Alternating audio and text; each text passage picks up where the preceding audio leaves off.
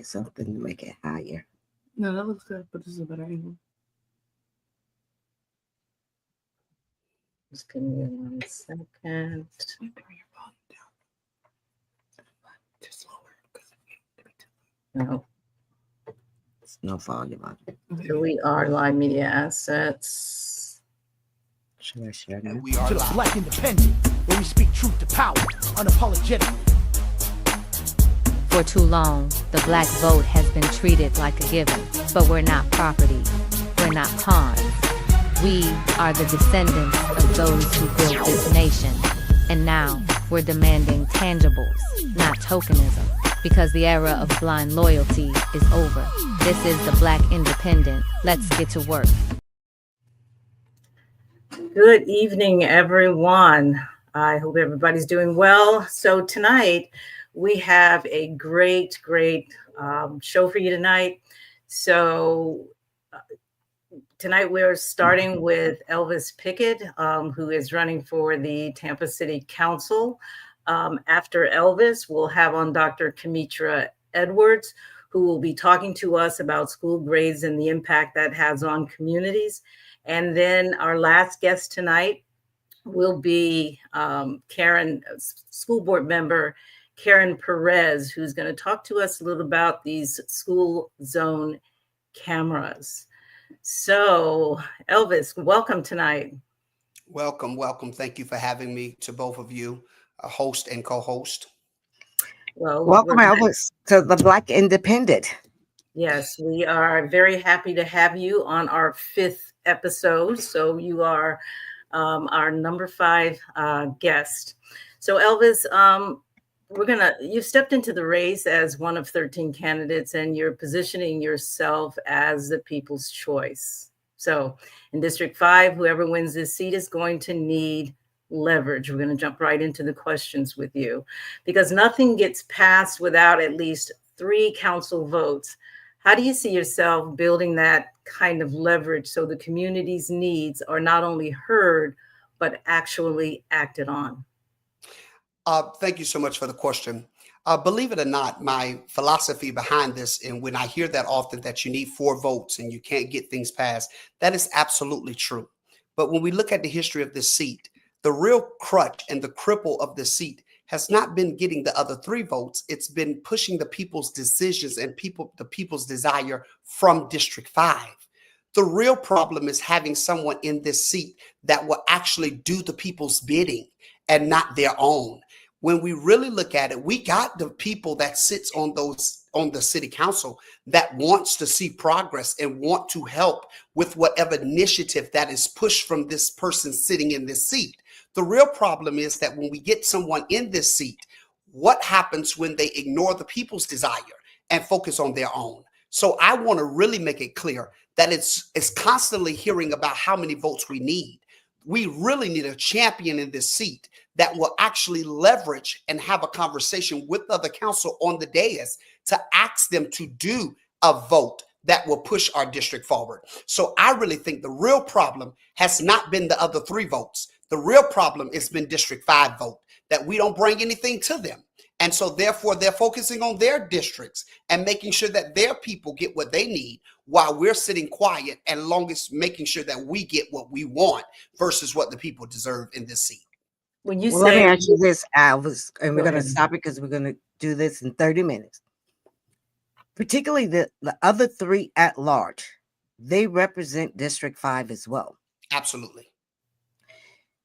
And I think we kind of sort of have dropped the ball on them, because they too have seen for 30 years, maybe shorter, how District 5 has gone into decline, and they have not stepped up, and they have not. So we're going to hold everyone accountable, and not just the 3 at large, really all of those people who sit on the dais should be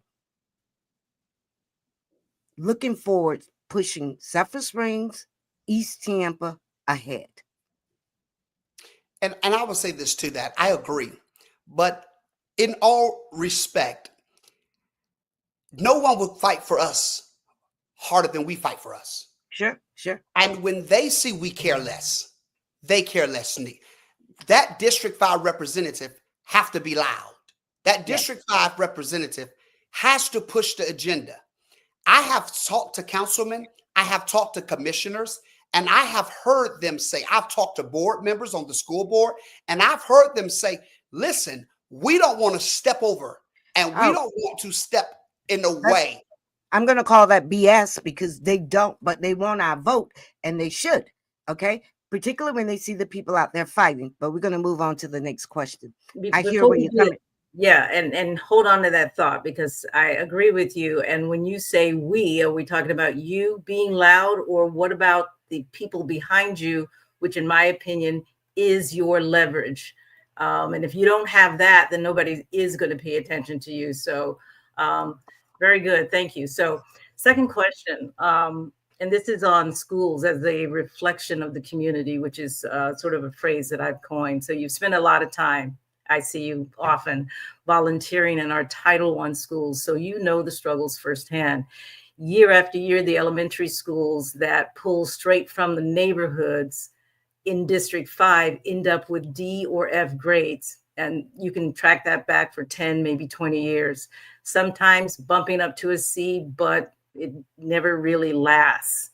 Those grades often feel like a direct reflection of the challenges that those families are facing in the community. Meanwhile, in more affluent areas, the opposite is true.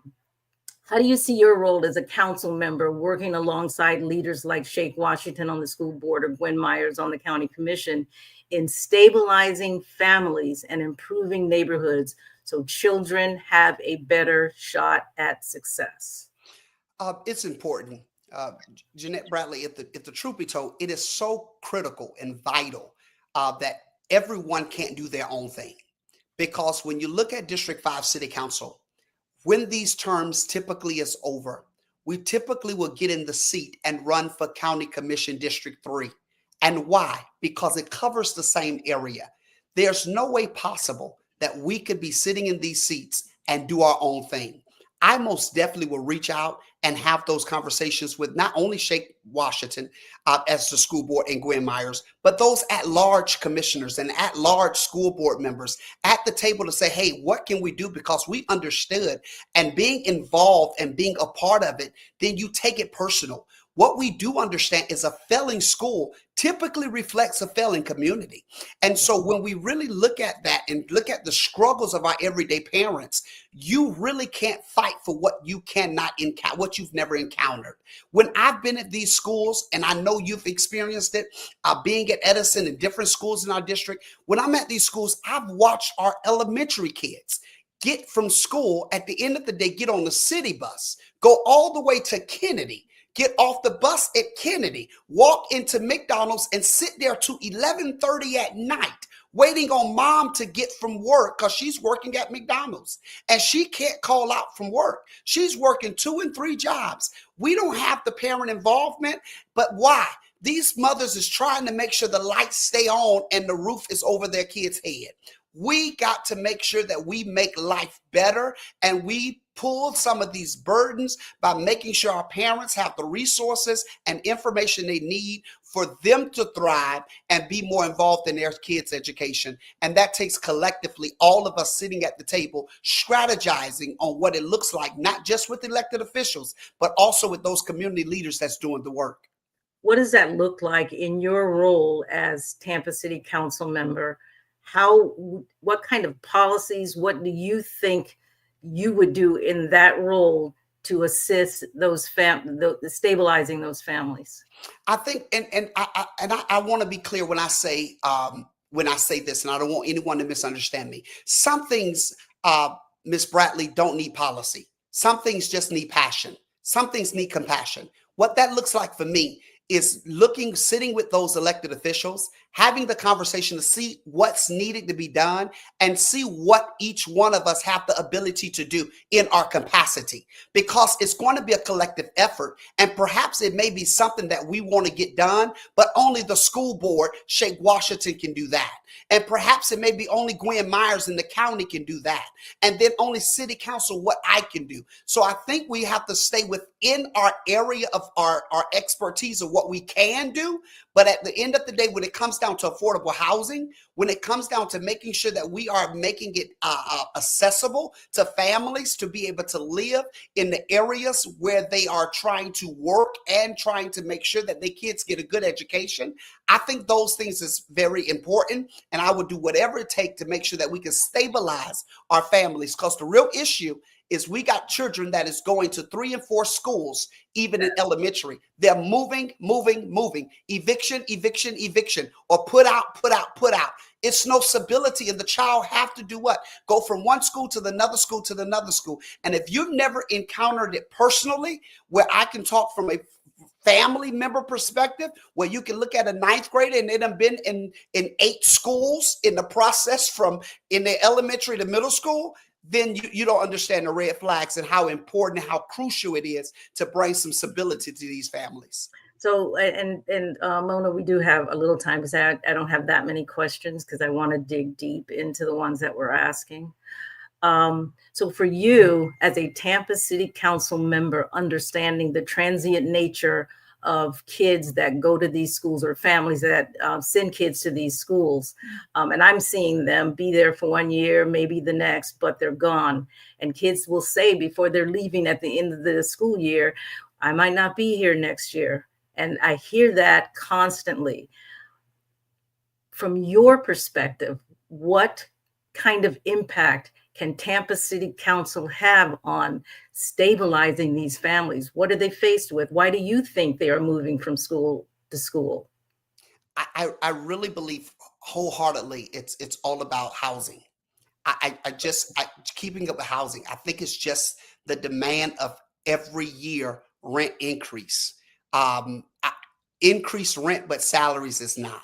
I really think that parents really are, and then at the end of the day, perhaps mom may lose her job. We're talking real life issues that happen within our community, that mom may have to leave. I was at one of the schools, and the young man came to school and he was sharing with me about how he had to duck under the car because his mom was getting into an altercation outside. And, all these things is actually happening, and he's in 4th grade. And so when we really dig into it, in order to stabilize our families, we've got to really get serious on housing.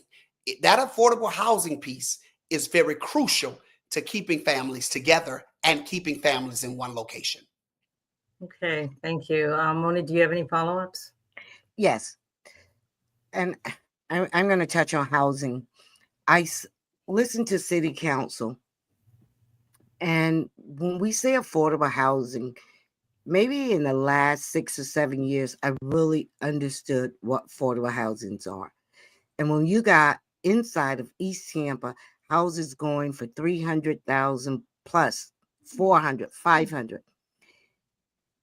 And I know that most of the people that sit on city council, they can't even afford it. But they'll sit there and say this is okay. How can you, or what would you do to make sure that we have houses that parents could afford who's making $30,000 a year?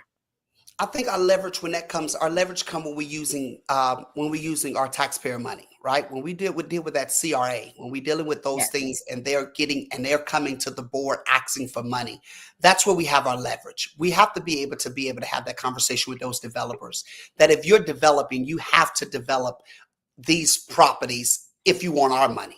We cannot, of course, we know what's happening in Tallahassee. We cannot do rent control. We understand that that's taking place. We can't do that in the next 10 years or so. But at the end of the day, what has to happen is if you're getting money, you're requesting an amount of money from us. A perfect example, when we looked at the last of the $5 million that was requested for the Nebraska project, that project kind of rubbed me wrong in a little bit.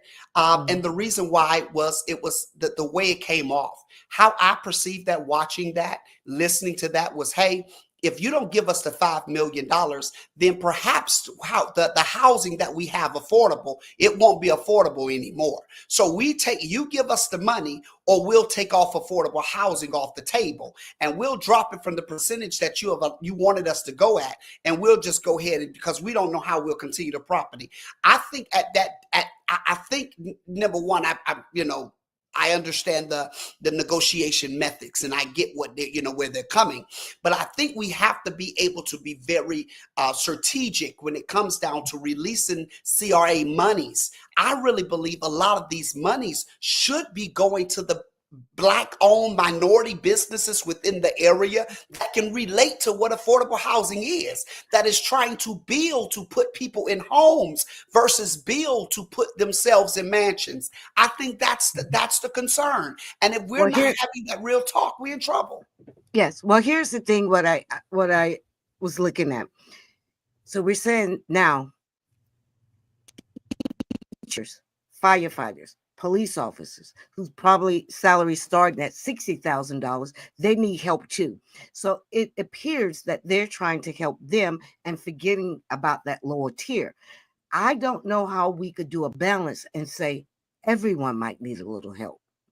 But I don't think that somebody making $60,000 want to be paying $2,800 a month in the mortgage.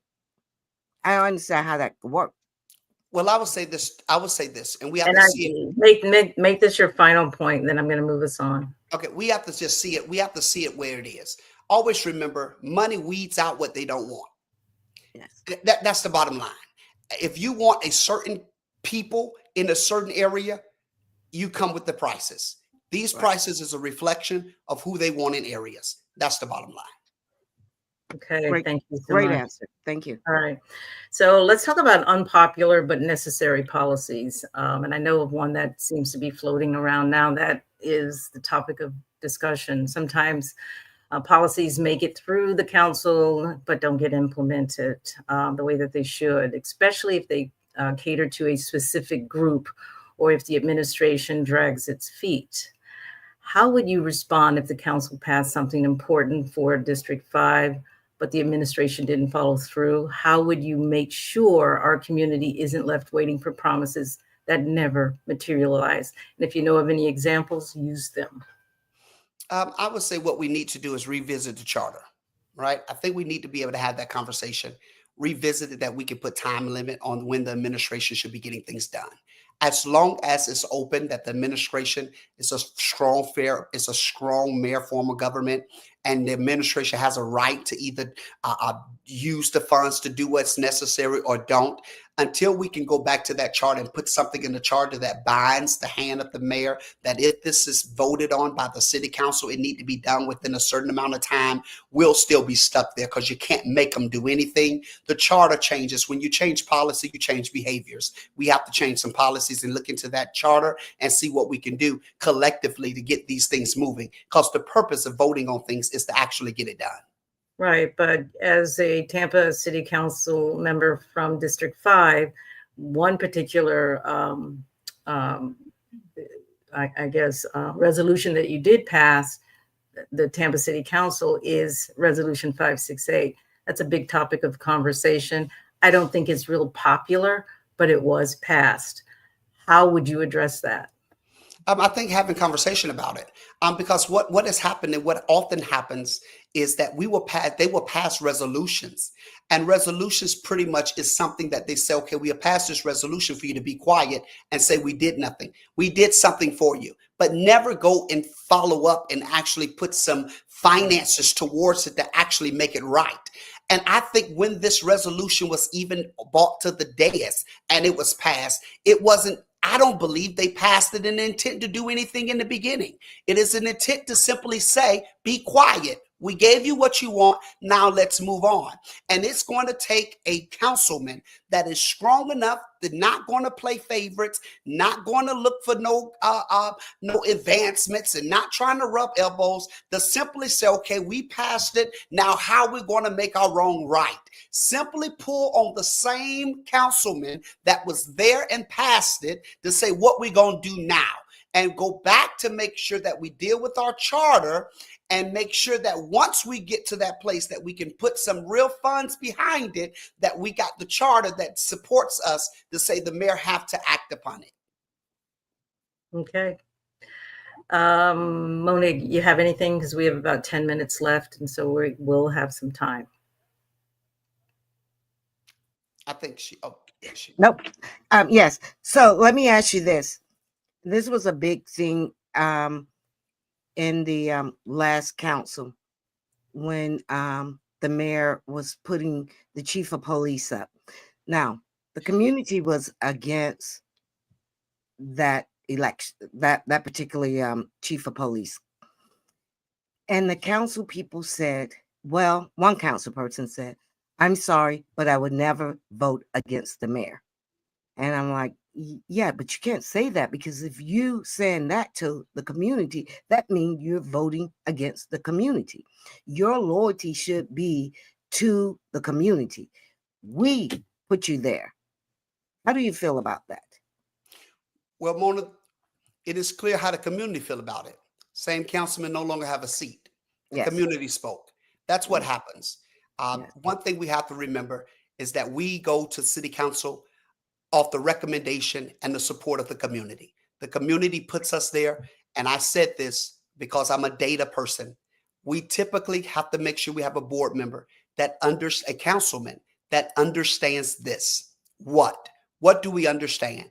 The voting block that puts you in that seat comes from Hannah, that large voting block. They put you there. Downtown Channelside, Ybor City, and Tampa Heights, and downtown and Ybor. We love them. They're all part of District 5. But make no mistake, check the records. The people that get underrepresented is the people that goes out and vote that asks for representation. And so we got to make sure that we can refocus and say at the end of the day, I'm going to fight and everyone else do it. South Tampa going to do it. Every other one of those districts, they're going to fight for what their constituents is telling them to fight for. And we, again, has been our biggest problem. We put people in this seat that gets up there and want favors and want to sit with the big dogs and forget where they come from and who put them there. So I could tell you that I was relevant before I got there. Sitting in this seat won't make me feel important. Doing the work of the people will. And that's what I want to do. And I will continue to advocate and fight for those that elect me to this seat. Well, you've always said you want to be the people's voice. And I think what you're saying is people that have been elected into the seat have not typically carried that forth, but you promised to do that. So what does that mean in practical terms, that you are the people's voice? Getting into the community, having conversations, not just winning the seat and forgetting the people once you got there. What we do to get the seat is what I would do remaining in the seat.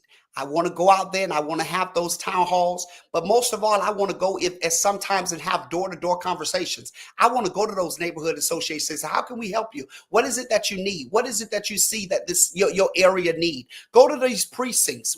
Hey, I'm in this precinct today. I want y'all to come and talk to me. Let me know. One biggest thing that I would do is have an open door policy, making sure my cell phone number right now is on every piece of literature, on the websites, on everywhere else. It would be the same. We want people to call us now, but when we win, everybody got to call our assistant. That won't happen when I take this seat. You can reach me now, you'll reach me then. I will advocate for the concerns, even if it's one person. It don't have to be 10 people. One person, because I asked for that person's vote. And if you're complaining about something or you're wanting an interest to be dealt with about something, your voice matters just like the other thousands that put me there. And so I'll take every vote and every voice serious when I'm elected as your city councilman. Okay. All right. Let's look ahead for a moment. This is our final question, so you'll be able to, we have about 5 minutes to give you on this one. So if you're elected and 4 years from now, we look back, what's the tangible change you want the people of District 5 to be able to point to and say that happened because Elvis, fought for us? What do you want us to say? Elvis did that. Consistent improvement in East Tampa and Zephyr Springs, every budget, not every other budget, but every budget, we will see consistent improvement. We will But see I want to see something that I can point to. What do you see? What's your vision for these areas? Now, we understand that District 5 entails a lot more, but the distribution of the resources has not been equal. What are we going to do in Sulphur Springs and East Tampa? What are we going to point to say, if it weren't for Elvis, we wouldn't have these? What are we going to point to? good question. I would say in Sulphur Springs, you'll be able to point to say that we would not have a development of an area and people still staying in the area. We would not in this if it had not been for me, we would have been forced out. But when he became the councilman, he allowed the development to take place, and we're all benefiting. I will want to see a strong I will want to see strong economic development, young people working on every front. I want to see African American men employed. I want to see, you will be able to see that the stadium, because no doubt if baseball come here and things come, you will be able to see that people are thriving and having an economic impact in District 5, meaning resources for entrepreneurs and Black businesses and things in District 5 will be flourishing when it comes down to economics. One particular tangible thing to say that will be done, I will want to see just nice affordable housing that takes place right in the middle of areas where we once seen people pushed out. I want to see, because it's just really, that's really hard to put my name to say a park. Like we can put Custodian Park, we contribute that to Frank Redditt. Frank Redditt fought for Custodian Park to make sure that pool was fixed. You know, I will have to continue to say that one thing they'll be able to say is we have proper representation in District 5, and we know that whatever issues it is, we'll hear that on City Hall. One issue, whether it's roads or something, I could not put my hands on exactly one thing that I want my trademark to be, but I could say that I will work consistently, tirelessly throughout the entire district. All right. And in 18 months, what do you think you can accomplish within the 15 to 18 months that you may have if you get into this seat? The things I think I will accomplish is strong advocacy, strong conversation, and strong redirection. I think we'll have a strong redirection into the way things have been. It will be completely clear that we will not be doing business as usual. There will be a we will not in District 5 or in City of Tampa do business as usual. I think that they will know that in these 18 months that he is going to have conversations with the mayor, conversations with those administrators that is in the mayor's cabinet, Chief Bennett. We will have direct conversations on how we're planning to move this district forward. But what they will see in these 18 months will be strong collaboration with me and the mayor's administration and the mayor, that we will be coming out together talking about what we are planning for District 5 to move forward and how strong it would be. But we'll stand collectively front together in these 18 months. You'll see unity and collaboration. Okay.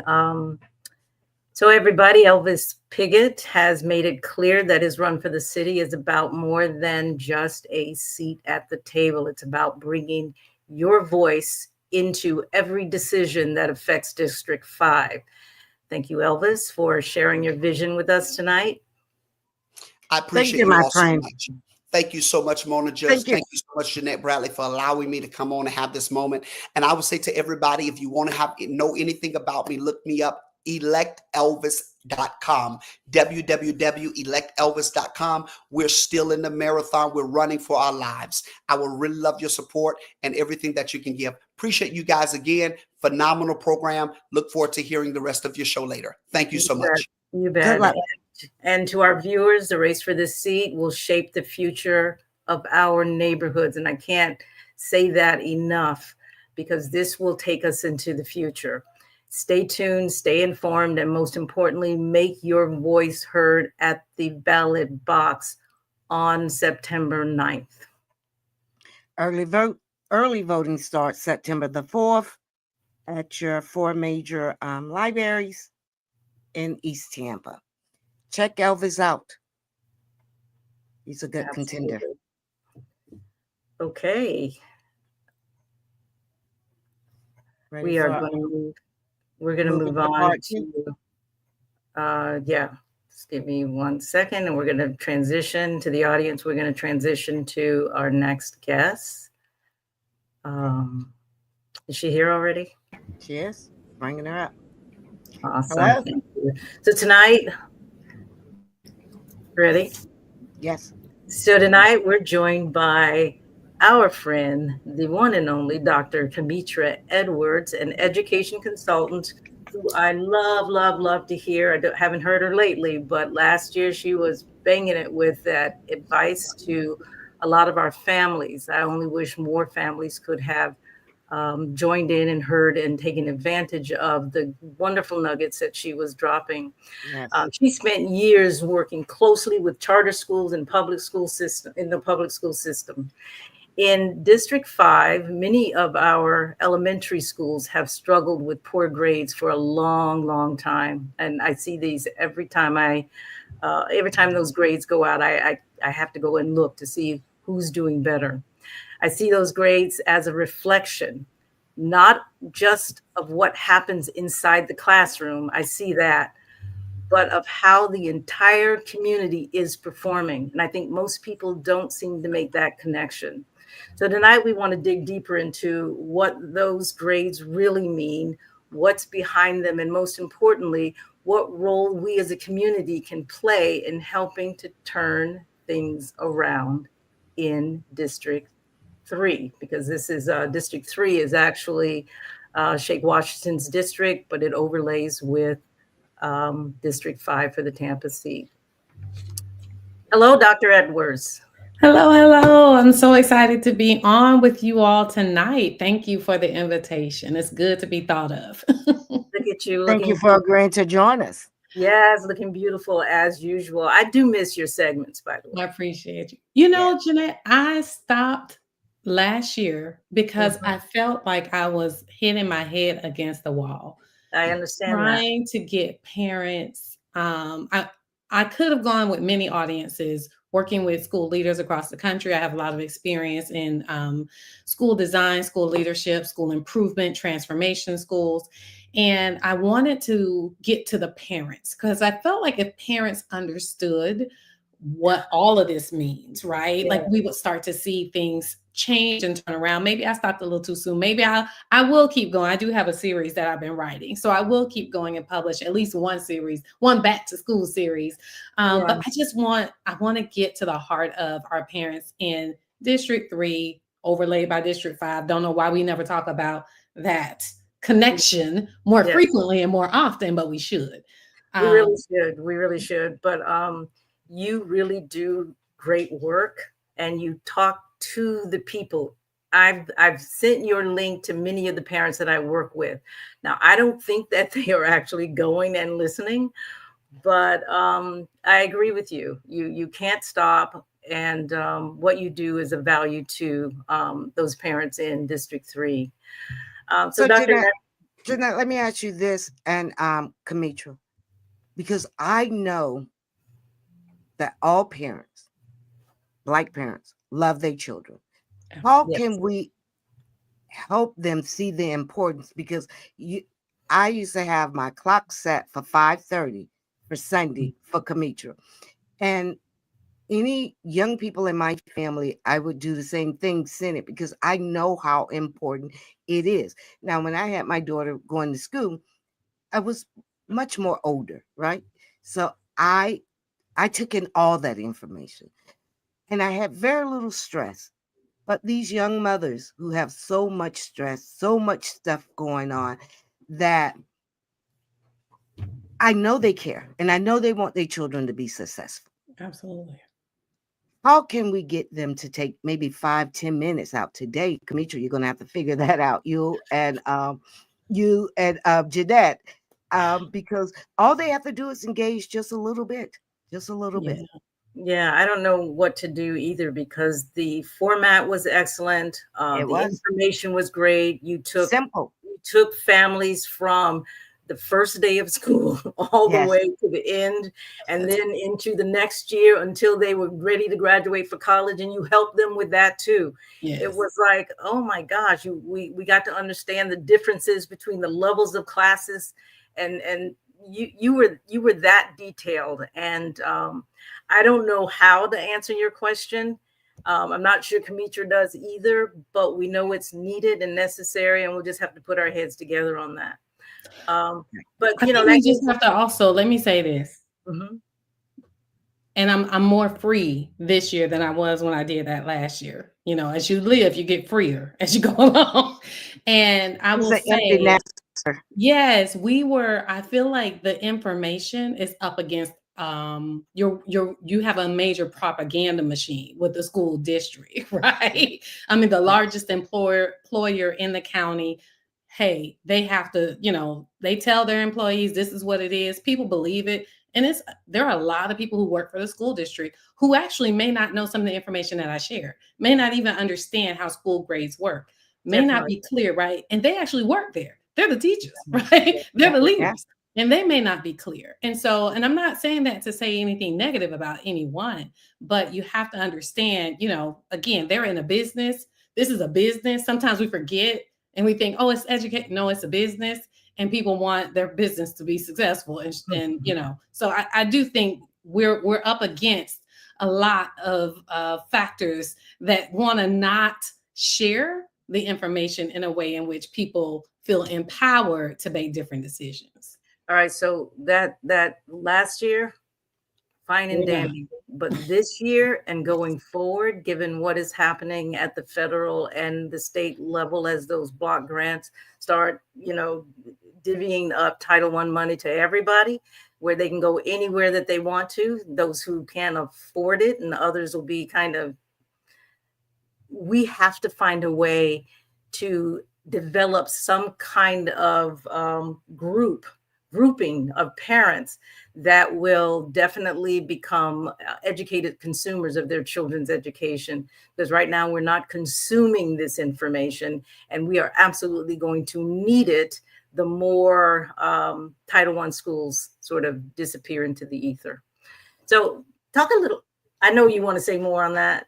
Go ahead. All right, but talk a little bit about your background. What makes you the expert in this area? Because your experience is just phenomenal. And I just want folks to know out there, we've got an expert among us right here in the hood, as they say, and we need to be using you more. What's your background? Yeah. So I come from this community, right? When we talk about District 5, I was raised in District 5. My education, I went to Hillsborough County Public Schools. I went to Robles Elementary, one of those schools that historically has not done well. But when I attended back in the late 70s, it was actually a great school. Really integrated, but neighborhoods shift and neighborhoods change, gentrification, things happen, people move out, people move in. So I graduated from King High School. So I'm of this community.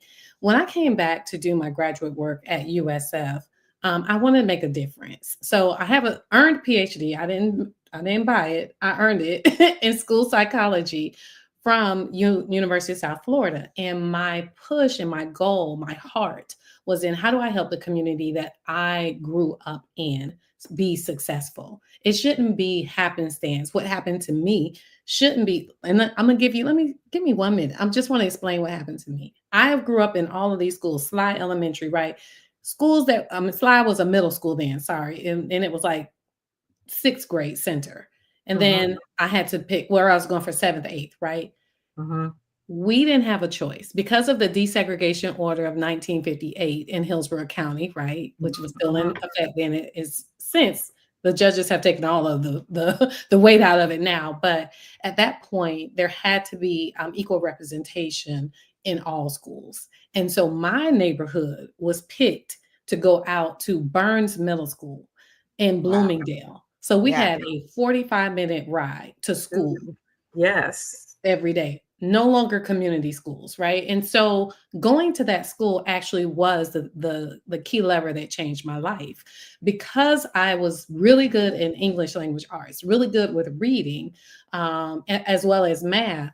One of my teachers said, because when they put us in these schools, sometimes, I'm just going to say the truth, when they put us in these schools, they put us in these schools as a little group, and they want us to stay together. The school may have all this amazing stuff. You hear about schools having IB and schools having all this amazing things, but the kids can't always access all of those great resources that are within that school. So we were Right. kept as a little group to travel together as a cohort. Well, because I was doing so well, they were like, these classes aren't rigorous enough for her. And my math teacher advocated and said she needs to go to a higher level math. Because he changed that one class, the rest of my classes had to shift. And so now I became one of 2 or 3 African American students actually integrated into the school. Right. That shifted my life, because now I'm in more rigorous courses that set me up to be better in high school. Yeah. It shouldn't be happenstance that one teacher made one decision that actually changed the course of my life and other students' lives. Right. Every child, every single child, no matter where their zip code is, deserves a high quality education. Sure. And I want to lean in. I can talk forever about this, y'all, because it's Yeah, like, and I'm gonna let you lean in on this point, and then I'm gonna move on. Go ahead. okay. So to go to what you said earlier, I just want to name that what needs to happen next, because we can look at this and think very negatively about the fact of what's happening with the Title I dollars and what's happening, or we could use this as an amazing opportunity for our parents to get informed, as long as we can get the word out. And we take advantage of all the options just like everybody else. Yes. That's why they're doing now.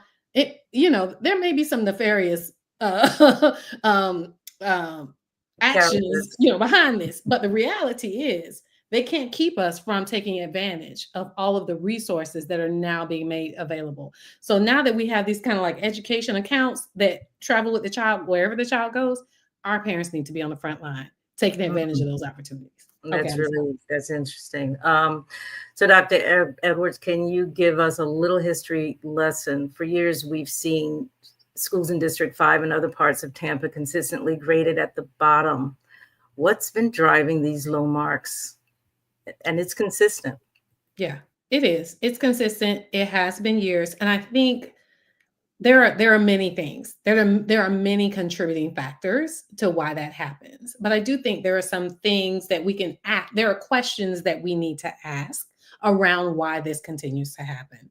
So the first question is, how are we resourcing these schools, right? And are they resourced at a level that helps the teachers be able to, right, teach to our students? How are the leaders trained? Do we have leaders who are experts? Do we have teachers who are highly qualified? And I don't mean highly qualified based off of the state stuff that they do around certification and stuff, because you can be uncertified and amazing in the classroom. So I'm not going down that pathway. But what I am saying is, do they have the skill set that is needed to provide our children with a high quality education? That's what we're looking for.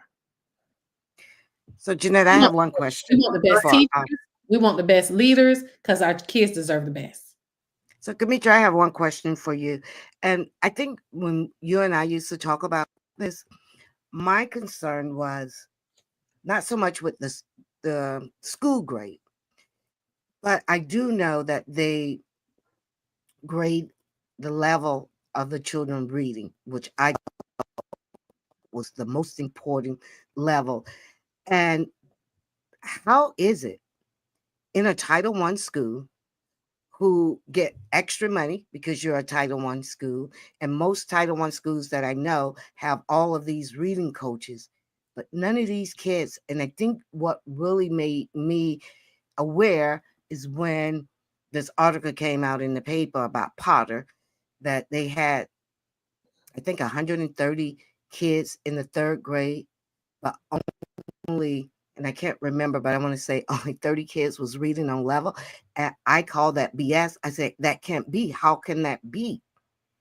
And so how is it possible that a parent could send their kid to someone like Potter? Because most of those kids will go there from kindergarten. Some of them do the early, I forget what it's called, pre-K, pre-K. Yeah. all the way to third grade, and they're not reading on level. I don't understand, how are we allowing this to happen? And they just keep getting pushed and pushed. And then when they get in high school, they're saying that these kids are reading on a third. Why? So, and it is true. So you can believe it, that kids in schools like Potter and in District 5, there's this group of elementary schools that are consistently around 23, 30% at or above reading level. Everybody else, not so much. Those are high levels for a concentrated area, in my opinion. Do you think this? Well, hold because on. how? Hold on. Here's the real tea, as the kids would say. If we look at the grades that came out last year, right? Mhm. Just the ones that were just released a couple of months ago, and Yes. we look at Black student achievement in reading, 60%, right? It's 58 point something.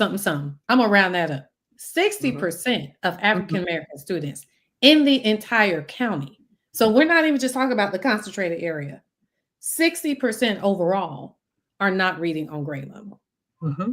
I believe That's our reality. So Yeah, we can say like, oh, it's this area. It's everywhere. across the board. Yeah. Across the board. Right. All right. So it's I a like systemic problem for the county. Okay. So explain systemic problem for the county. Why is that? Why are you saying systemic? Because it's a system.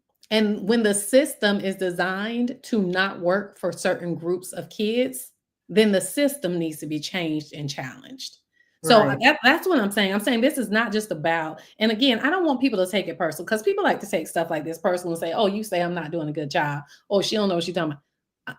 The data is there. It's public. Go to the Know Your Schools website. State of Florida puts it out. Know Your Schools. Parents all should know that. They should have it locked in their phone so that you could go and click. They put it in nice graphs for you so you can see and understand exactly what it is. Yeah. But no, the numbers are what they are. And Hillsborough County is one of the worst performing districts in the state for African American students, compared to Miami-Dade, Broward, Orange, Polk, Pinellas. You can go all over the state.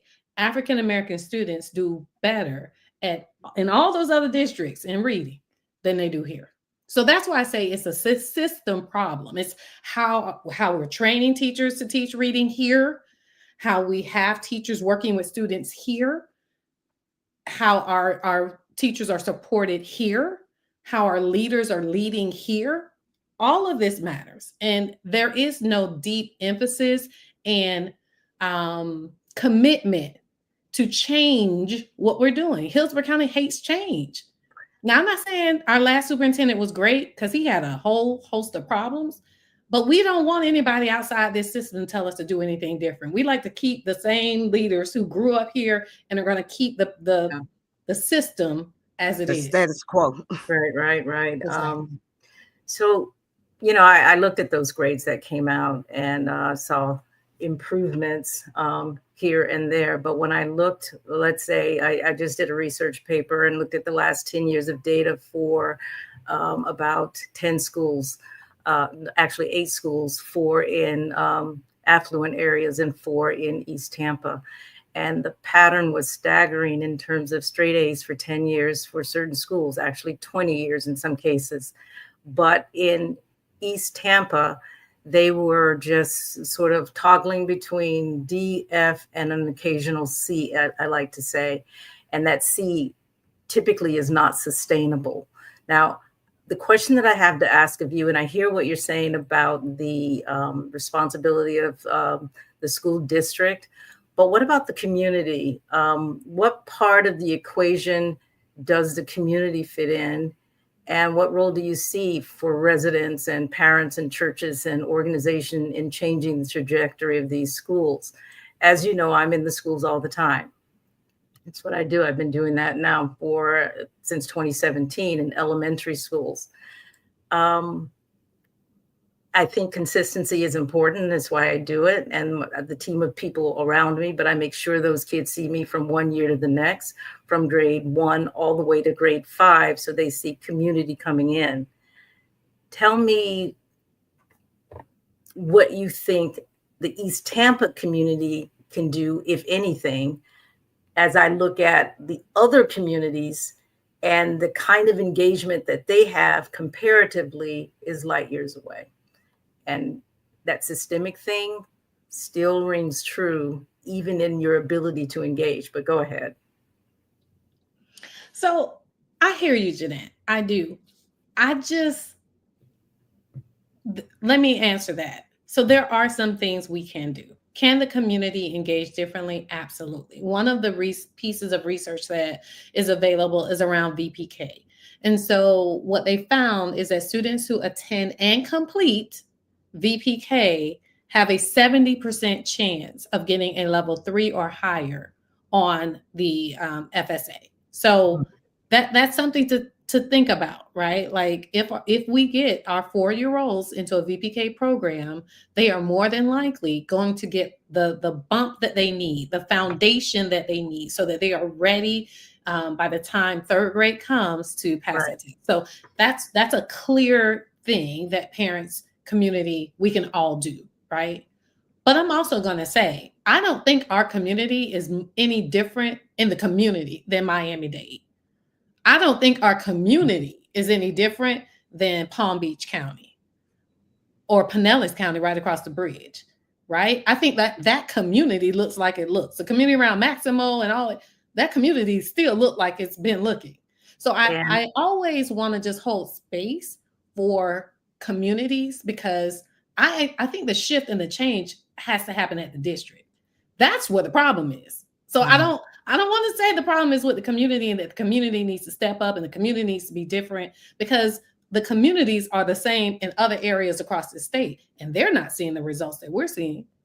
So I can remember us having that conversation, because I can remember when it first came out and I was asking for that data, Jeanette, and all they'll do is make excuses and say stuff like this. Well, the children missed too many days. I say, so I don't care. Out of 180 days, I'm sure these kids are in school. Let's say 100 days.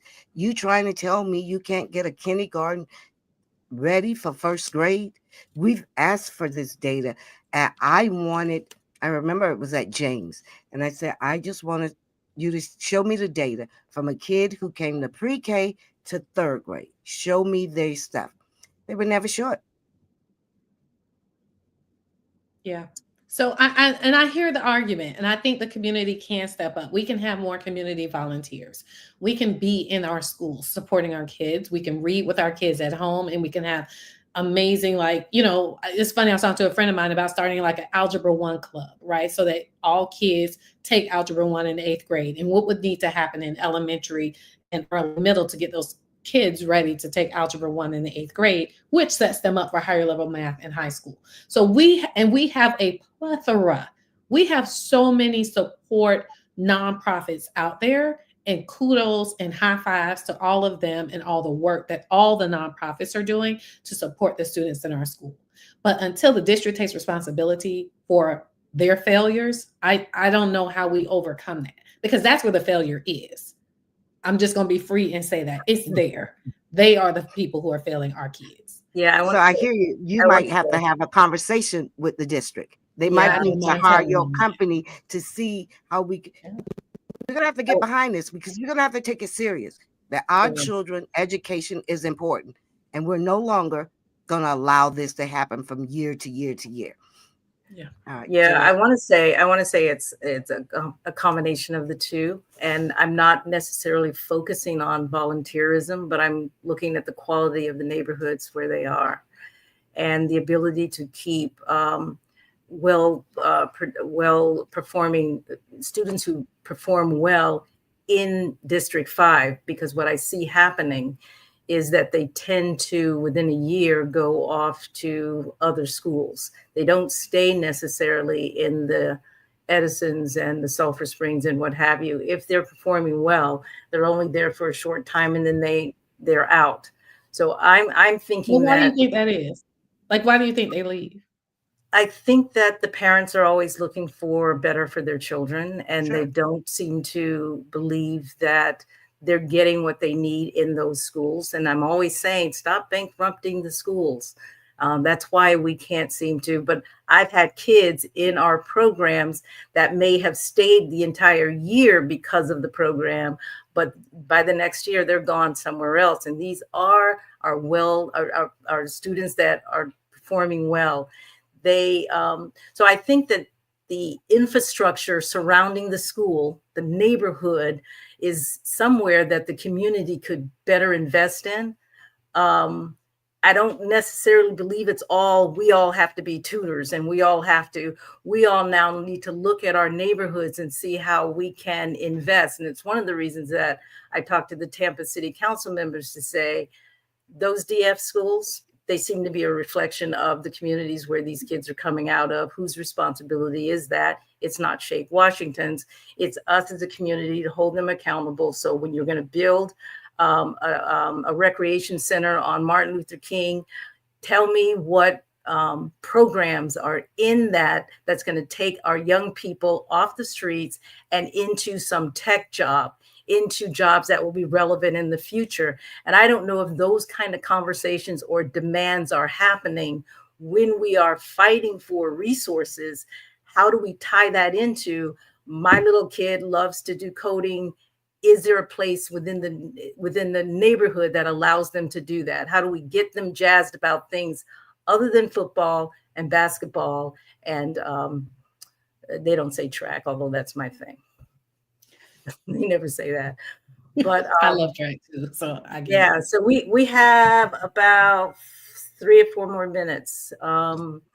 Give me some last thoughts in terms of any recommendations you might have to improve the grades of underperforming schools. And if you need to reiterate some that you've already said, I want to leave us with, here is exactly what needs to happen. That's a great question. So I think that parents need to be aware of who the people are that are standing in front of your children. Number one, if you've not met the teachers, go and meet the teacher, figure it out, send an email, do a Zoom call, whatever you need to do to be able to meet those teachers and start to build relationships. So I think if families can build relationships and we can break down some of the barriers, many of these parents have attended these same schools. And so they may have some, residual resentment and understanding how they were educated. And so I do think like we've got to work both ways. Like teachers need to work hard and not that teachers aren't working hard, because they are, but the district, all of those people need to work hard, and the parents, families, and community can work hard to start building relationships and having these types of conversations. So, Kamitra, let me ask you this, and this might be the final one. Sure. Question. How do we build? Because I believe from the schools that my daughter went to, PTA is strong. The PTA ran those schools. How is it that we can't get, I've tried to start a PTA at Potter, James. How is it we can't get that support? And it's not from the parents, it's more from inside of the school, a little pushback from the school. I think it's a good question, but also you have to know your families, right? And know what's happening as they're competing. I think Jeanette mentioned earlier, sports is a major competitor. And so but I'm talking about that's elementary, because where we're dropping the ball is in elementary. Because when these kids ain't prepared in elementary, they fail going up. We setting them up. They fail going up. So we can't get it right from pre-K to 3rd grade. It is, I'm not going to say almost over, but it is doomed. It's hard to catch up from there. But sports, hear what I'm saying, as I said, sports may be a way to an access point, and us making those connections with those coaches and with those different organizations can be a great access point. And so maybe that's our next discussion, is how do we get in front of those people, because they definitely have the parents and the students' attention. I love that. And you're right about sports. And if you, on a Saturday afternoon or even some Sundays toward the end of their season, you go out to these peewee football and intermediate football games, our kids and their parents are there all day long. All Well, day. the kids, I'm not going to say, because people say we'll give 100% to sports, but they need some hope, some excitement, something that they're achieving, because they're not achieving in school. It makes them feel good. They work at it. We just got to help them to do both. Yeah, but we'll work on that. But there's a combination of two. I think Deion Sanders, and when he works with those football players, he's bringing both into play so that they're graduating at high numbers.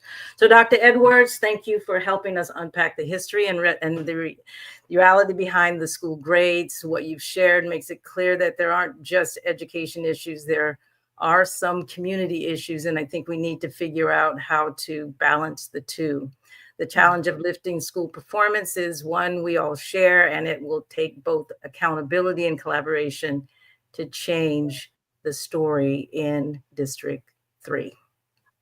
All right. Thank you for having We're gonna me. have to bring her back, Jeanette, with our next guest. This is a good conversation. We're gonna have to have it continually, at least once a month. All right, so we'll do that at some other point where we are talking a little bit more. Again, with what's coming down the pipeline, we have to re-strategize in our communities and take more ownership, in my opinion, because I know you're saying school, but I'm also saying community. There's something that has to happen that's different. We all need to, as we like to say at Black Independent, we have to move differently. So thanks again so much. Thank you. Y'all have You too. Good night. Okay, you're going to bring on our last guest. Give me 1 second. Yeah. You want to introduce her? Yes. So welcome back to Black Independent Conversations. For this next segment, we're talking about something that has been hitting a lot of people right in the pocket. School zone cameras. I didn't even know they were there, and I've been driving by these cameras thinking I'm okay. Yeah. But since January, Hillsborough County has been ticketing drivers who go even a little too fast in the school zones, and the frustration is real. Some folks say they never saw the flashing lights. Others feel like they are being penalized for something they didn't really know about. So today we have Karen Perez here, who is the vice chair for the school board. Yes. Hi, ladies. Hi, how are you? Hello. I feel like I'm on with two superstars. You guys are awesome. Thank We you. are Thank trying, you for but agreeing.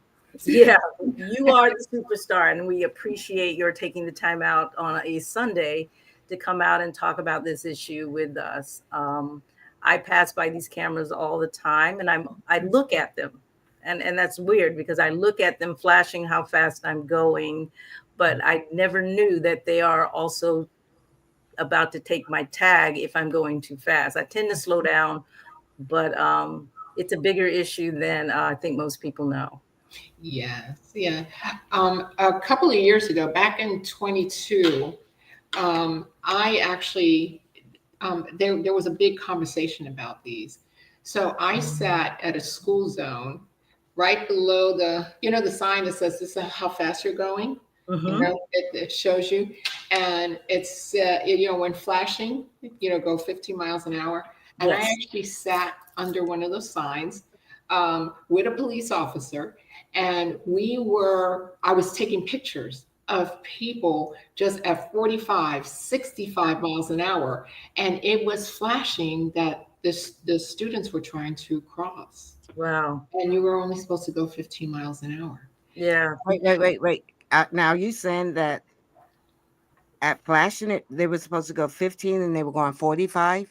45, 65, and then the very next board meeting, I commented on it. Yeah, that's pretty bad. It is. So let me talk about. I don't know if you guys remember back in 2004 when four kids were hit on 22nd and 100. I think it was 180 something, 142nd Street. Yes, I remember that. And two of the siblings were killed. One sibling was hospitalized. The other one was checked out and at the hospital and sent home. But they were crossing, you know, at the space where they were able to cross across the park, and they were hit. So I'm going to give you a statistic so you'll understand why the priority of Hillsborough County schools and also Hillsborough County, period, is the safety of all students. 1 in 5 children under the age of under the age of 15, killed in crashes in Tampa were pedestrians. So, our children are high liability when it comes to crossing the streets Yes. and getting off buses. I think last year a couple of kids were hit getting off their bus. Yeah. Well, Well, listen, we're definitely gonna have that. We know, but is it an epidemic? Is it out of control? And is these cameras? I see anything like that as a money grab. Reminds me of the red lights because as soon as this came out, yeah, we start hearing issues, and I'll play some videos where these cameras aren't working correctly. I do know down in Palm County, they started their cameras in March and they have stopped it because it was overdoing something. Now, safety, yes, we want safety, and I think they're here. So, really, what we want to tell the community that this thing is in place. That right. we got to be careful and don't waste our money, and also while we're looking out for the pedestrians of our children. Let me ask you this: the money that is generating, because so Mhm. far you guys have gotten, I believe, a little over $3 million, correct? 5 million. 5 million. That's crazy, Karen. And that's And so what statewide, I right? want to know is, what are y'all doing? If this isn't a money grab, what are you doing? I say wherever you get these tickets, you should invest it back into those schools, that area. So what are you doing with the revenue? Well, Okay. is that Before five? you answer, let Jeanette ask your question. Is that 5 million statewide? No. So No, 5 that's million. Hillsborough. Yeah, that's Hillsborough County. That's Hillsborough. Yeah. Okay. Yes. So That's why I say money grab. yeah. So, well, actually, it's not as for us. We don't consider it a money grab because we're investing into the bus drivers that we need. We're investing into the repairs of the buses. So you're We're, making us pay for stuff that you guys already have the budget or should have the budget because well, you're spending this money somewhere else, and this is extra money to pay. to hire new bus drivers to be able to get more bus drivers. There's the bus driver shortage, and Yes. remember Tallahassee is cutting our budgets as well. So this helps to also allow us to hire more bus drivers to ensure the safety of our students, to make sure they don't get hit, but also to we transport 78,000 students a day here in Hillsborough County. So making sure that they're not sitting, there's some buses that because of the shortage of buses, first of all, the shortage of buses, the shortage of bus drivers, that there's a lot of buses that there's a lot of kids on, a lot of students. So to be able to provide into those areas two buses instead of having one crowded bus, which is a safety hazard for their students. That's where that money is going back into. So, Karen, did you catch the bus when you was going to school? I can remember. I middle did. school. I went to King High School. Okay, so I remember middle school. I didn't go to public elementary school, but I remember that first year going to Harsman. Okay. I hated it because we had 3 in a seat Yes. and some people standing up. Mhm. Mhm. And I can remember coming home every day crying to my mom and my brother and saying, "Oh God, the people smell, it was musky, the football players, and particularly in the evening Yeah. and all of that." I'm just saying, I don't really believe 100% that this zoning thing is 100% to protect the children. I Well, don't. well, the first 30 days, we sent out warnings. Yes. Chad Chronister sent out warnings. The district sent out warnings, and people didn't say anything. When those warnings were going out, it's when they started getting the tickets, the real tickets. Yes. Then everybody had some complaints. Yes. So I because remember I was in a meeting, and one of the board members said how much they had raised in 6 months. And I was like, oh my God, this can't be. In 6 months you've raised this kind of money. Yeah, it's giving me the red light camera thing here. Mhm, mhm. So so the folks bringing their tickets, and it's like, and I'm gonna go with what you're saying, Mona, for a moment. I got a red light ticket, and I took it to court, and it was because there was an ambulance behind me, and either I move or get a ticket, or stand there and get a ticket, or move and I got a ticket. So so I took it to court. But these are things that you could either Well, take to we court know that or your talk about speeding. We know that your speeding cameras, you cannot contest them. it. We Okay. haven't found anyone who was able to contest them, even though you could So obviously you see can't. that the You lights can, aren't flashing. you can Pardon me? contest. You can contest, but the chances of you being successful are nil. Yes. Zero. Yes, zero. Right. It's unlike the red lights. Unless you have an ambulance behind you and you can prove That's that. a good one. Yes. So I'm just saying that you can contest, but it seems like the data shows that very few who have contested are able to prevail. Right. I And haven't found one who was able to prevail. Not one. And how much are those tickets, by the way? $225. No. Yeah, and A the lot of district. money. Yeah, and a lot of parents are saying we didn't know, but the district and Chad Chronister sent out information on it. How far you should stay back from the bus. It showed diagrams. All they didn't do was take the parents by the hand and take them out to the bus and show them physically. That's all we didn't do. But there was diagrams, there was instructions, there was everything. So how do I get a ticket if I'm too close to the bus? I didn't realize that was an issue.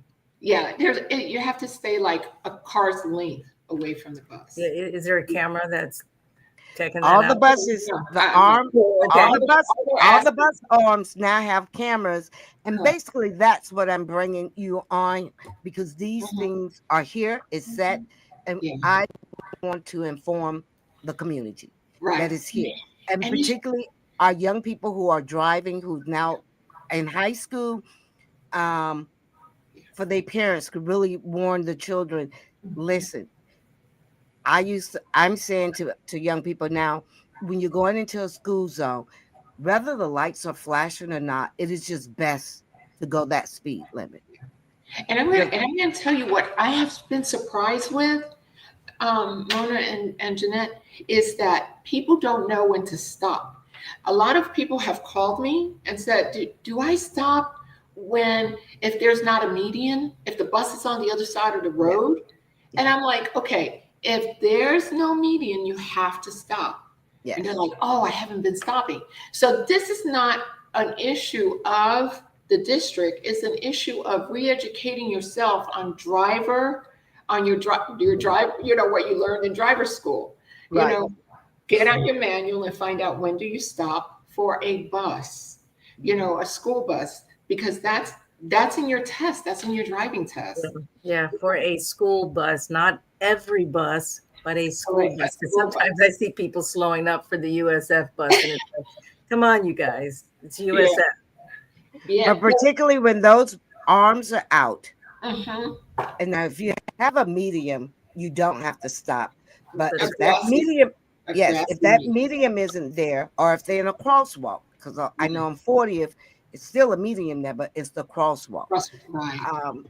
The lights crossing you, if they're blinking, Mhm. you could proceed with caution if nobody is there. Right.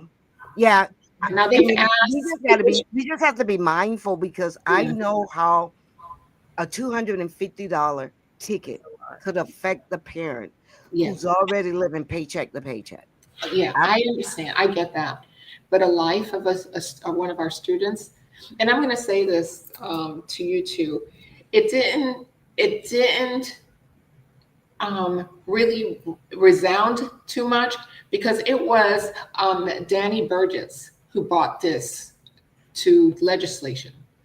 But it didn't start really affecting or saying too much until it started really hitting the pockets of our counterparts. Because a lot of our parents don't drive. A lot of our parents walk their students to school and to the bus.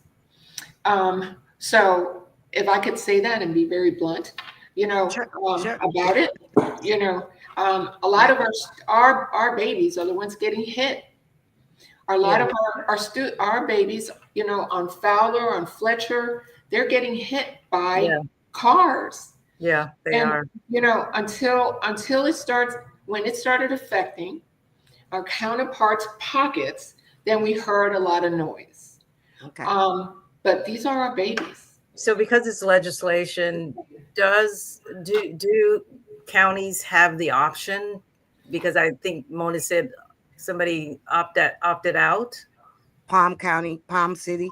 Yes. So Um, is there that option or? Sure. I'm not sure. Oh, Yeah, absolutely. I'm not sure. I would have to find out. Actually, I think I put out something. I can't pull it up right now. Where just in Florida, 3 counties have decided not to continue the speeding cameras in their community. And the one county that I looked up because I wanted to know the income base. And you're right, Karen, because the income base in that county was the average income base was $67,000. And these people are probably saying, no way am I going to give you $250 over me speeding, me doing something wrong. But when it's us, they say follow the rule. There you go. Now, Interesting. but they push back and they have discontinued it. They just started it in March 2025, and this school year it has stopped. So I found 3 counties who Okay. did that. Yeah. And, And look at what the population demographics is of those Yeah, counties. but And it would speak to a lot.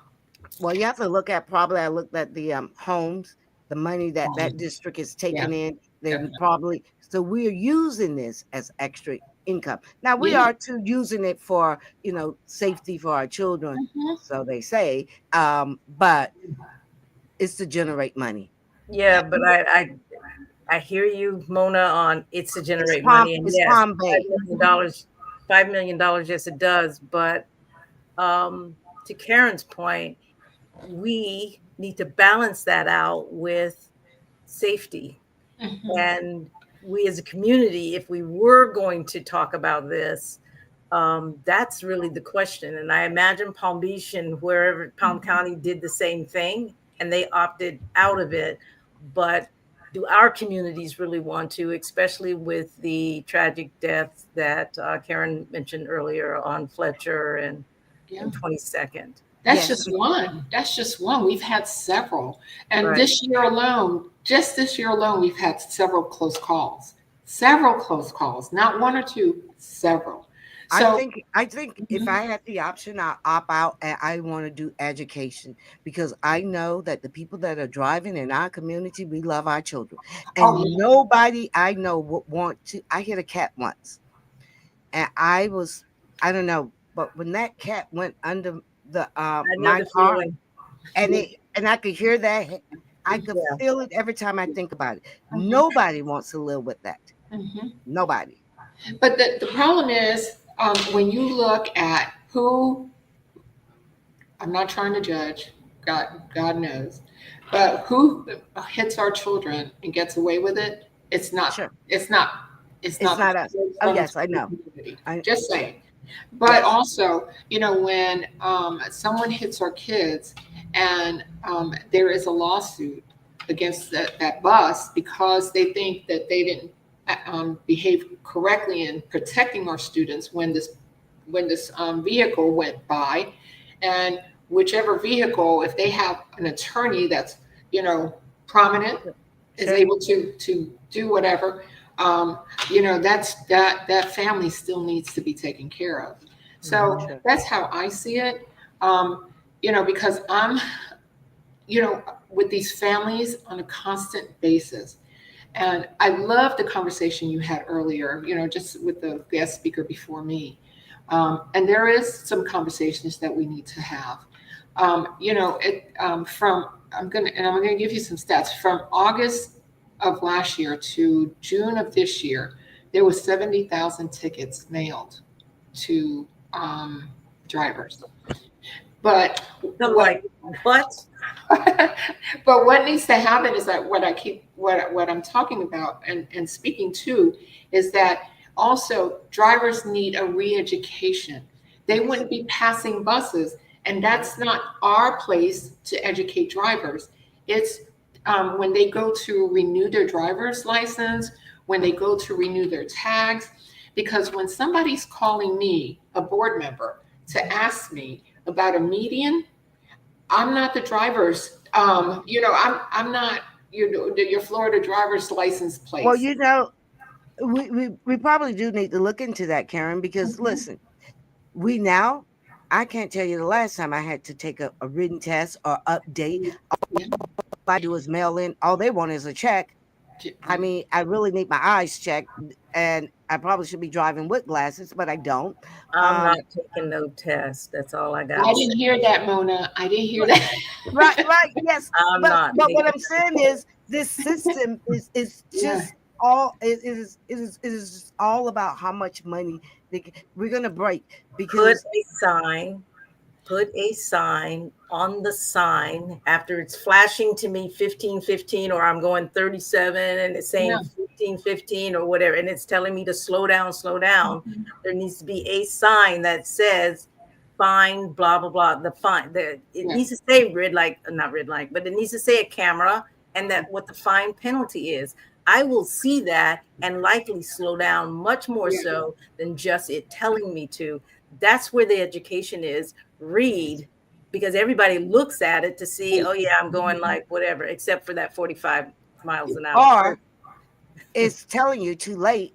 I'm already there. It might need to be almost maybe a quarter of a mile before I even get to the school zone. It It's is. so- Some school zones are. It says, school zone, 15 miles an hour. A few feet over down, it says school zone, 15 miles an hour. But it And needs to then add the penalty. Add the penalty to Oh, that my goodness, message. yeah. But the signage also is costly. To put up those signs, we All have. right, well, you just got $5 million. You're gonna have to invest back into those signs, okay? We And have- I'm yeah. sorry. But you're suggesting that they stop and just put up Yes. some signs, and that should do it. So they better do it fast before they stop, because Yeah. But I was, just to enlighten the two of you, it was shocking to me. It was just shocking that they saw that sign, 15 miles an hour. It's that digital, those digital signs that Yes, tell you how fast absolutely. you're going. Mhm. And they were not stopping. Those folks, and I'm going to tell you, it was not in neighborhoods with families that look like us. Yeah. I'm going to let you know.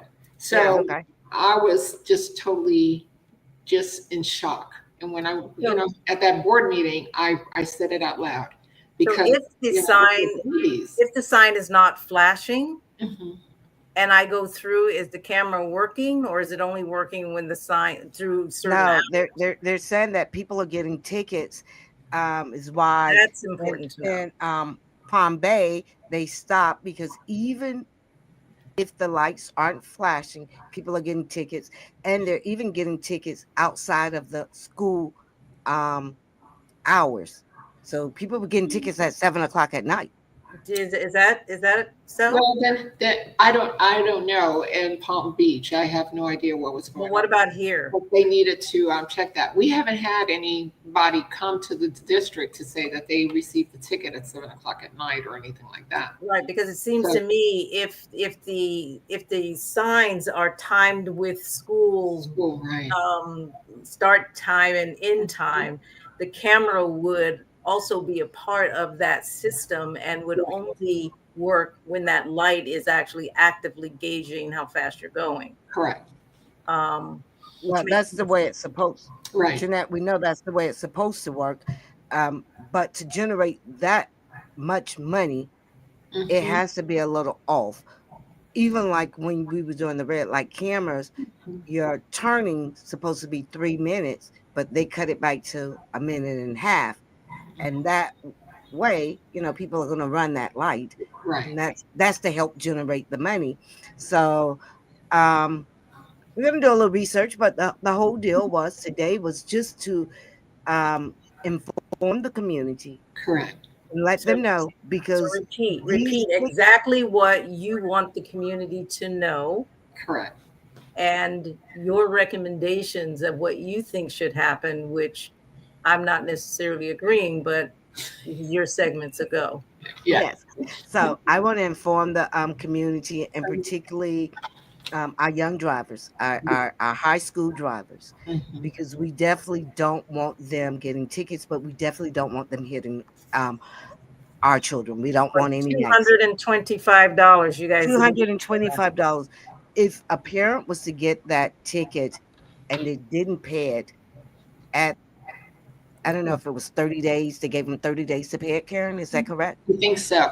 I mean, they Yes. could go and talk to the judge about it. Let them know, hey, I believe this is wrong, and they'll pull it up. They'll pull up the camera. Oh, sure, they pull it up, but we already know. We know. I know this. They'll pull it up. They're never going to be wrong. They're going to say, yes, you're going to have to do it.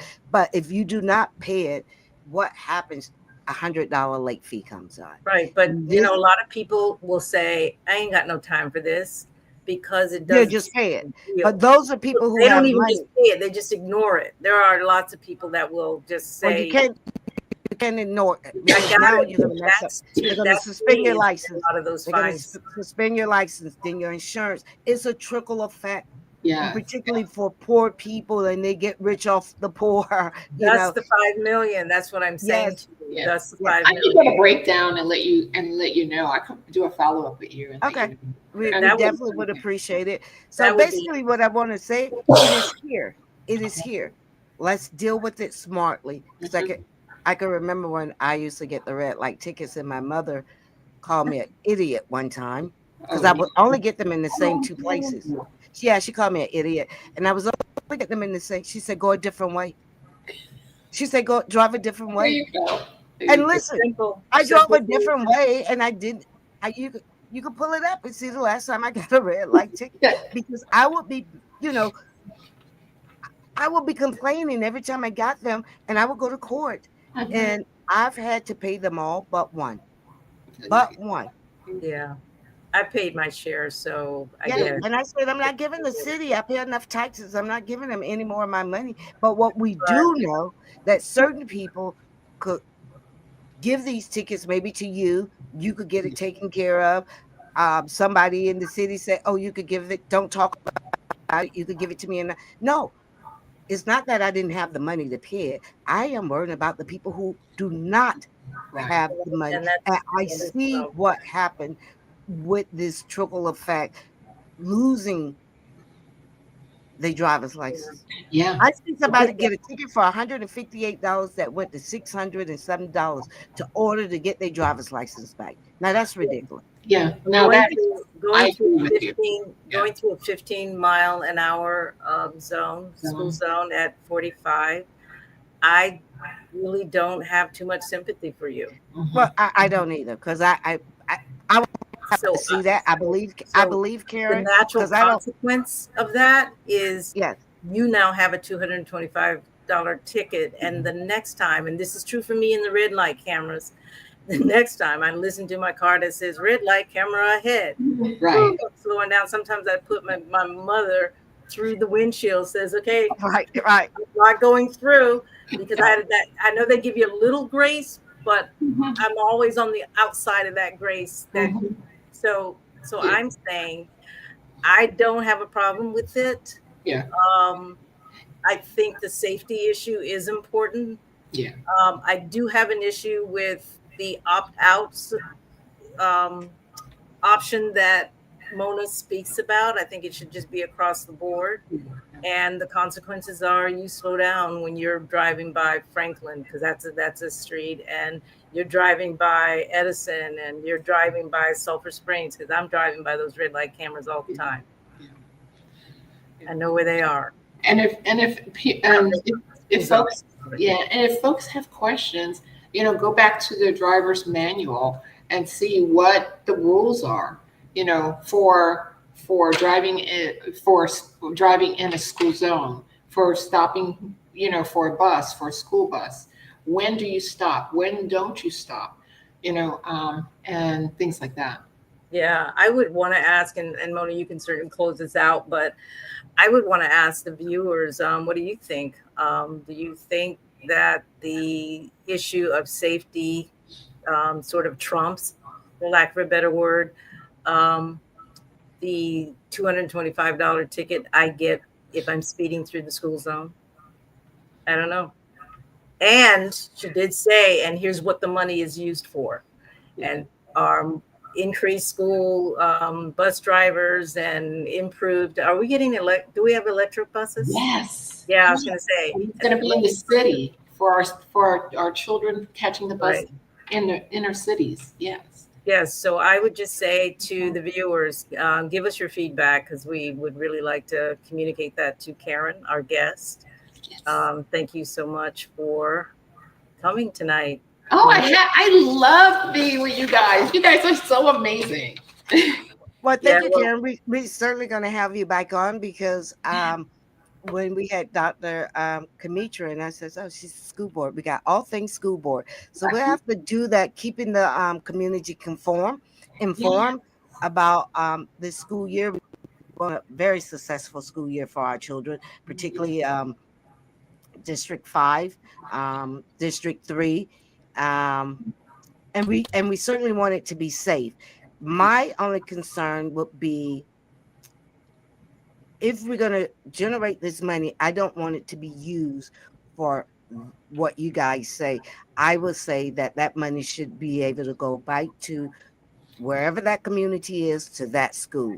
Now, can you get me where these school lights are at? Because that's another thing I look into. I could get you a map of them. Okay. That's not a problem. Because I don't want them all be in the inner city. Yeah, real quick, and I know you guys are going to click me off, but really quick. No, you're good. You're good. You're the last guest. We're Okay. So for a couple of years now, I've had community folks call me and say, Member Perez, we have a group of students out here who've been waiting since 8 o'clock for a bus. It's 10 o'clock now. Somebody's going to get hit by a car because they're waiting for a school bus. Yeah. So these are the issues that this money is remedying. These are the situations that put our students in harm's way, that this money is trying to work towards making sure that our students get picked up, have a bus driver to pick them up and get them to school on time, and they're not out there, doing stuff that they shouldn't be doing. Do you think we're managing the budget you have as well as one can? Well, the issue with the budget is that there's money allocated, and unfortunately this year there's been some money that has not, I guess the governor has decided we don't need it. So do you lot remember when the lottery came out and they said, this money is for for the schools, and this is going to be amazing. Okay. Right. And then what happened was that the money that the lottery was generating, they took it out of our budgets. So it was a wash for us. It really didn't kind of pat our budget. Right. But what it did was it ended up being the same, because if we made $1, if the lottery made $1 for us, we lost $1. You Right. know, and that was so that I think that's where we're looking at right now with this. So, you know, the fact that this money is helping the bus drivers, you know, a lot of people ask why we're short bus drivers, why our buses are falling apart. And I'm going to say this, a lot of our buses that are falling apart are in the neighborhoods where Shake is the board member. Sure. And unfortunately, so for me, that's why I say, you know, it's neighborhoods that look like you and I, Yeah. you know, because the other neighborhoods, they're going to raise holy Cain if, Yeah. you know, they got one of those. And that's a problem moving forward. We do know that, because I believe there is always enough money to make it happen.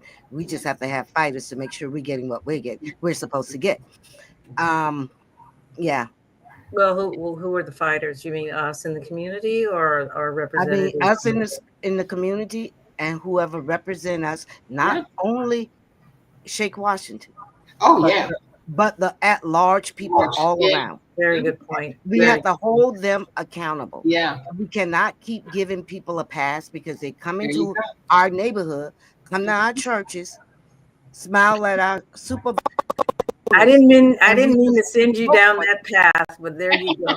There you go. But, Yeah. but I fight. I do. I fight. When Yeah, they're, and that's what I love about you, I because have we seen you can always call on you. You Yeah. don't really represent us. I do. I'm at large. He's at large. Well, But yes, I yes, have you're seen right. you ask some very great questions that need to be asked, Yeah. especially when Yes. we're talking about school improvement, Yeah. and we realize that there is a large cadre of students who are not improving, and Yeah. you're challenging the data is Yeah. most appreciated. Mhm.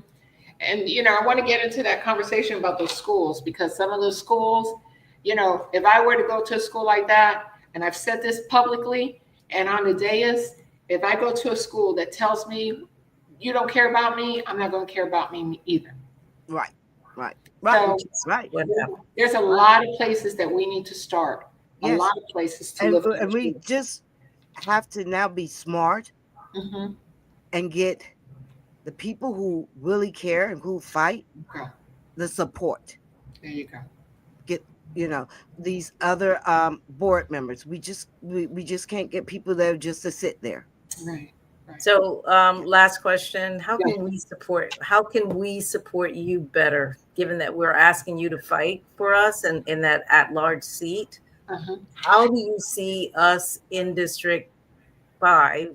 I think, District 5, supporting you and Shake Washington better? And then that will be it, because we're going off on tangents. I know. You have to come down to the board meeting. Show us your needs for the community. A lot of times, you know, like when schools were being closed, folks showed up, but then they stopped showing up. You know, That's what we do. Yeah. We show up in the crises, and then when the crisis seems to subside, we then don't. Even though I think the solution is not necessarily one that works for us in the long run, given the gentrification of that area, where Justin and Stewart are. Yeah. Well, yeah, because it's going to continue to. You know, we're always in a movement. You know, when they see something good's there, they're going to move us somewhere else, and you know, because it's always our lives are always ebb and flow for them.